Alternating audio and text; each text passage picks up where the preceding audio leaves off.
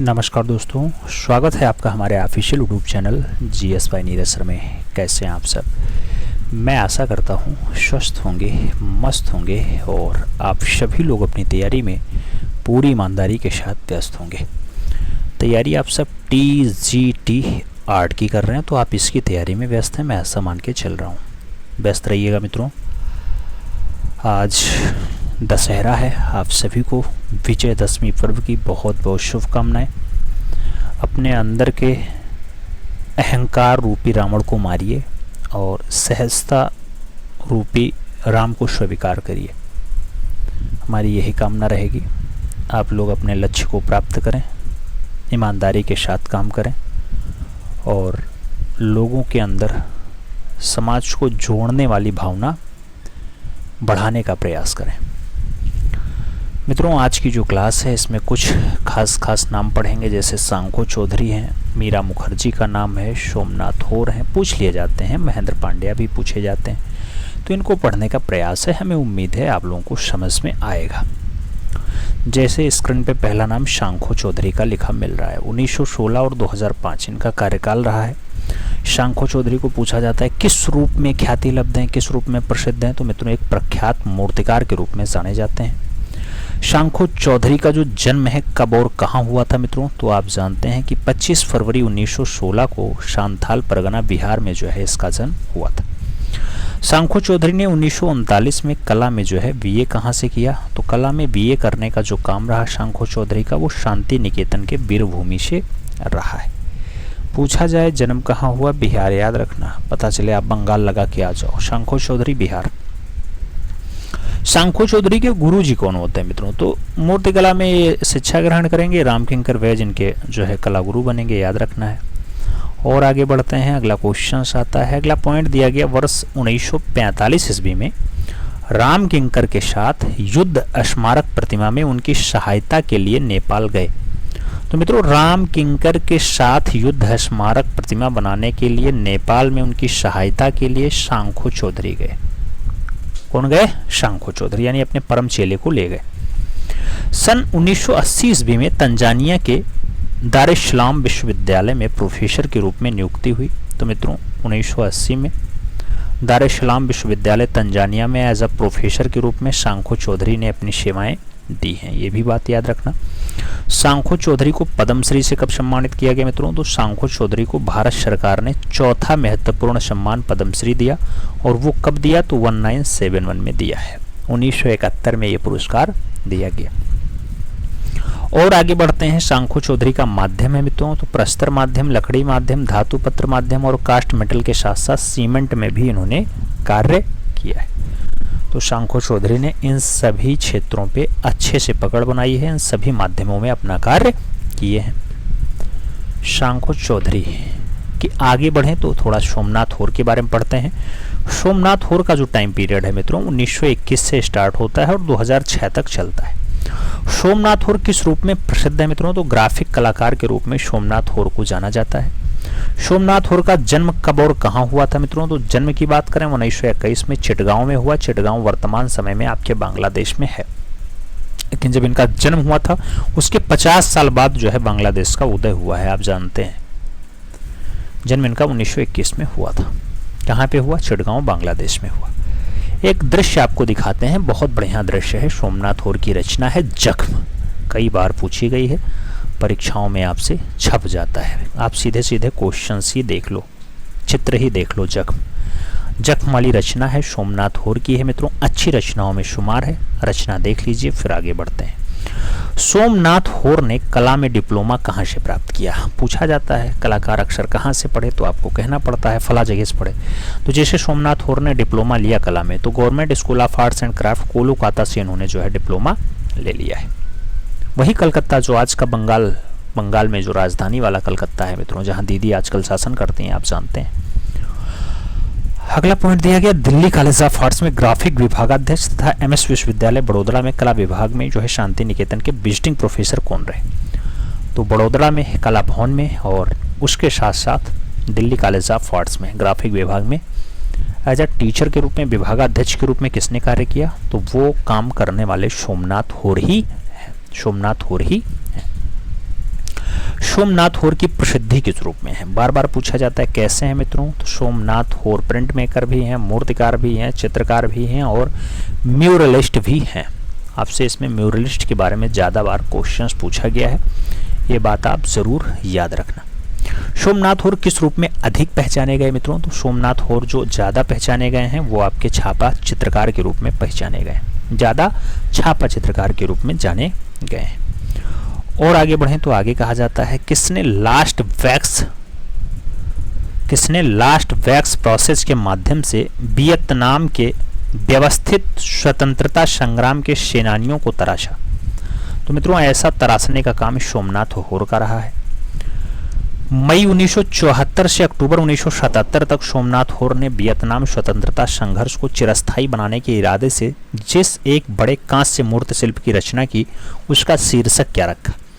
तो उसका शीर्षक माँ और बच्चा रखा मित्रों। कहाँ की ये चिरस्थायी स्वतंत्रता संघर्ष को दर्शाने के प्रयास किए, वियतनाम के। कब से कब तक, 74 से 77 तक। और आगे बढ़ें, जिंदगी के जख्मों के कलाकार थे। तो जिंदगी के जख्मों के कलाकार सोमनाथ होर ही हैं। जख्म रचना भी हमने आपको दिखा दिया है। मैं तस्वीरें नहीं बनाता हूँ, जख्म बनाता हूँ, यह कथन किसका है मित्रों। तो मैं तस्वीरें नहीं बनाता, जख्म बनाता हूँ, ऐसा कथन जो दिया गया ये भी आपके सोमनाथ होर के द्वारा ही दिया गया है।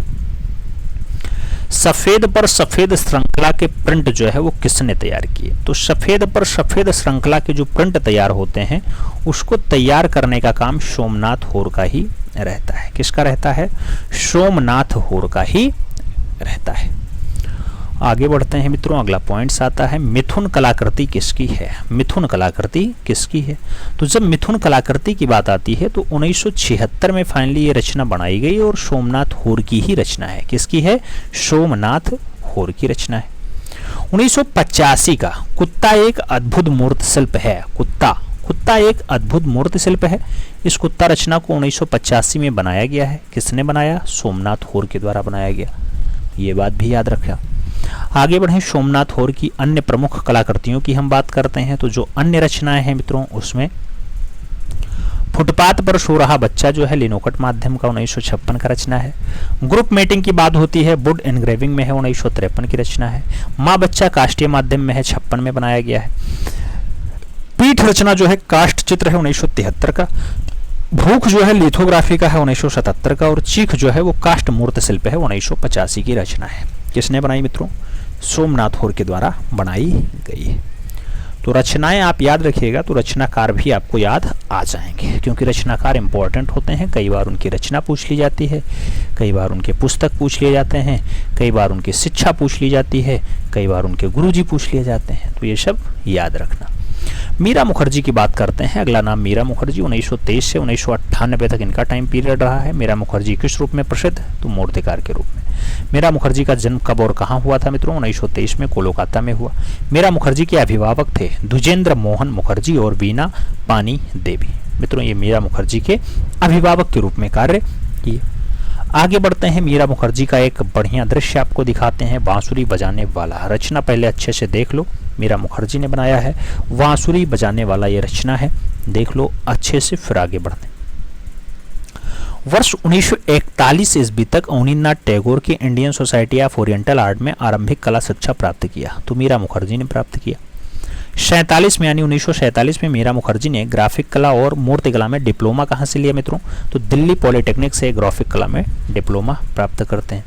और आगे बढ़ा जाए तो शांति निकेतन प्रवास के दौरान इंडोनेशियन कलाकार इफेंडी जो राज्य का मेहमान थे उनसे जो है कला में प्रशिक्षण कौन लिया, तो इफेंडी से भी कला में प्रशिक्षण लेने का काम मीरा मुखर्जी का रहा है। सन 1953 ईस्वी में मीरा मुखर्जी ने म्यूनिख जर्मनी के किसके सानिध्य में मूर्तिकला का प्रशिक्षण या शिक्षा लिया, टोनी स्लेडर और हेनरिक क्रिचनर के सहयोग से फाइनली इन्होंने शिक्षा लिया है। किसने बस्तर छत्तीसगढ़ में पड़ता है मित्रों, तो किसने बस्तर के जनजातीय कलाकारों से डोकरा कास्टिंग में प्रशिक्षण प्राप्त किया, तो बस्तर की जनजातीय कलाकारों से भी डोकरा सीखने का काम जो है मीरा मुखर्जी का रहा है। डोकरा कास्टिंग है मित्रों तो अलोह धातु है जिसमें लोहा नहीं है को ढालने का लास्ट वैक्स तकनीक जो है वो डोकरा हो जाता है। डोकरा तकनीक जो है कितनी पुरानी है, तो 4000 साल पुरानी है मित्रों, 4000 वर्ष पुरानी है। सबसे आरंभिक ज्ञात डोकरा लौह वैक्स टेक्निक कौन सी है मित्रों? तो सबसे स्टार्टिंग वाली, सबसे आरंभिक वाली जानी जाने वाली डोकरा लास्ट वैक्स टेक्निक जो है वो मोहनजोदड़ो से प्राप्त कांसे की नर्तकी है। मोहनजोदड़ो से प्राप्त कांसे की नर्तकी है। डोकरा कला किस क्षेत्र की है मित्रों? तो बस्तर छत्तीसगढ़ की छोय है, ये कला बनती है। डोकरा कला को और किस नाम से जाना जाता है? तो घड़वा कला के नाम से भी इसे पुकारा जाता है, घड़वा कला। मीरा मुखर्जी को पद्मश्री से कब सम्मानित किया गया? तो पद्मश्री चौथा महत्वपूर्ण सम्मान है, 92 में मिलता है, सन 1992। आंसर साफ लगाना अगर ऑप्शंस में दिखाई दे जाए तो। मीरा मुखर्जी के प्रमुख मूर्ति शिल्प हैं मित्रों, तो कलिंगा में अशोक 1972 की रचना है, मिनी बस 1989 की रचना है, दुर्गा 1997 की रचना है, सृष्टि 1970 की रचना है, माँ और बच्चा की बात करते हैं तो 1971 की रचना है, अर्थ टू हेवन की बात करते हैं तो 1978 की रचना ये भी है। तो ये कुछ खास रचनाएं मीरा मुखर्जी की हो गई। अब मीरा मुखर्जी के बाद हम लोग चलते हैं महेंद्र पांड्या पे। महेंद्र पांड्या 1926 ईस्वी में फाइनली इनका संबंध जुड़ता है। महेंद्र पांड्या मूर्तिकला का अध्ययन कहाँ से लेते हैं? तो एमएस विश्वविद्यालय बड़ौदा से ये जो है मूर्तिकला सीखे हैं। एक रचना इनकी बहुत बढ़िया है, पर्यावरण वाली रचना आपको दिखाते हैं, स्क्रीन पे आपको दिखाई दे रहा है इस टाइम। ये रचना आपकी पर्यावरण की है, महेंद्र पांड्या के द्वारा बनाई गई है। रचना अच्छी है मित्रों, महेंद्र पांड्या ने बनाई है। महेंद्र पांड्या एक प्रख्यात मूर्तिकार के रूप में जाने जाते हैं, ये बात भी आप याद रखना। महेंद्र पांड्या के रूप में किसका चुनाव करते हैं? तो संगमरमर और लकड़ी में फाइनली रचना बनाने का काम करते हैं, यानी उनका जो माध्यम होता है वो संगमरमर और लकड़ी होता है। महेंद्र पांड्या ने किस विदेशी मूर्तिकार से प्रभावित होकर के अवाच्य प्रतिमाओं का निर्माण किया? तो अवाच्य प्रतिमाओं का निर्माण किससे प्रभावित होकर के किया मित्रों? तो रोडिन से प्रभावित होकर के इन्होंने किया है। लकड़ी व संगमरमर में बनी बालकनी मूर्तिशिल्प की श्रृंखला जो है वो किसकी है? तो बालकनी मूर्तिशिल्प की जो श्रृंखला है मित्रों, ये महेंद्र पांड्या के द्वारा ही बनाई गई है, याद रखना है। महेंद्र पांड्या नाम इम्पोर्टेंट है, बड़ौदा से एक अलग शिक्षा लेते हैं, 26 में जन्म होता है। ऐसे आगे मान लो मृणालिनी मुखर्जी पूछ ली जाए तो वो भी मूर्तिकार के रूप में है, हालांकि 2015 में दुखद निधन हो गया मृणालिनी मुखर्जी। जूट रस्सी और सुतली की डोरी से बहुत बढ़िया जो है शिल्प रचना बना लेती थी वो।